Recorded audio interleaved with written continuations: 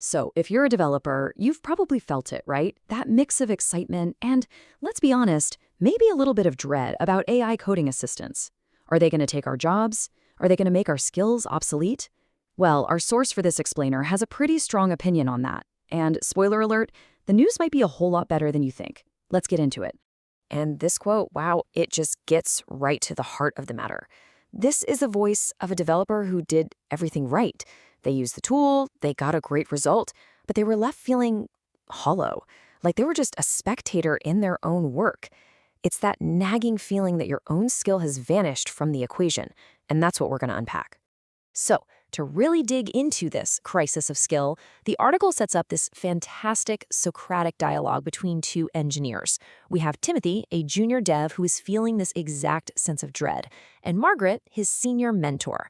And their conversation, well, it really gets to the core of what skill even means in 2024. So here's the story.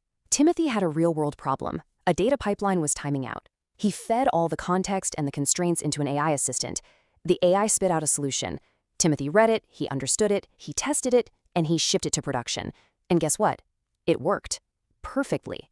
But instead of feeling that rush of victory, he felt like a fraud. He wondered, where was my part in all this? And this is where Margaret, the senior engineer, steps in and just completely flips the script. She tells Timothy he's focusing on totally the wrong thing. The skill was never really about the physical act of typing code into an editor. It's shifting, or maybe it's just revealing what was always the most important part of engineering. I mean, what a great analogy. Margaret's point is that we have always used tools to abstract away the low-level stuff. We don't write machine code because we have compilers. We don't write our own web servers from scratch because we have frameworks.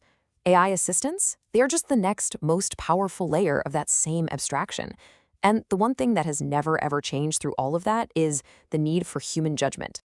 And here it is, the new center of gravity, judgment. This isn't just about giving the code a quick once-over. It's that deep, expert ability to look at a solution and ask the hard questions. Is it really correct? Can I spot the edge cases the AI missed? Is this thing safe? And most importantly, does this actually solve the real business problem, or just the narrow technical one I described? That is the skill. And this right here, this is the big, crucial takeaway. In a world absolutely flooded with AI-generated code, where anyone can produce 1,000 lines in a minute, the ability to apply expert judgment to that code becomes the single most valuable thing in the room. Your expertise isn't being replaced, it's being put on a pedestal. Okay, so if AI isn't replacing our skills, what is it actually doing? Well, Margaret has a great term for it. It's an amplifier. It takes whatever you bring to the table, your insight, your expertise, or even your carelessness, and it cranks the volume up to 11. This slide just lays it out so clearly. On one hand, the floor got lower. The barrier to entry to just making code is practically gone. But, and this is the important part, the ceiling got so much higher. An expert, someone with real judgment, can now use these tools to ship solid, responsible code at a scale that was literally impossible just a few years back. The gap between knowing what you're doing and just guessing has never been wider. And what that means is the stakes are higher than ever. If you have solid judgment, AI is a superpower that leads to incredible results. But if you lack that judgment and just blindly copy-paste what the AI gives you, you can introduce bugs, security vulnerabilities, and just plain bad architecture at a frightening new speed. The tool magnifies you, for better or for worse. All right, we've talked about skill and judgment, but let's just be real for a minute. Let's talk about the fear that's really sitting under the surface of this whole conversation. It's not just about feeling skilled, it's about feeling needed. It's about job security. And Margaret just says it out loud. When we developers talk about our skills becoming obsolete, what we're really asking is there still going to be a place for me? Does all this stuff I spent years learning still matter? It's a question about our value, our purpose, and our future in this industry. This is where taking a step back and looking at history really helps. Software development has been through these massive, industry-shaking changes before.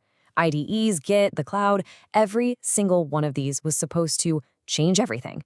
And they did. But they didn't get rid of developers. They supercharged the developers who were willing to adapt and learn the new tool. This is just the next chapter. So, if judgment is the name of the game, how in the world do you get better at it? Especially when a tool is doing so much of the typing. Okay, Let's get into the practical, actionable advice that Margaret gives Timothy. This is a clear roadmap for any developer who wants to thrive right now.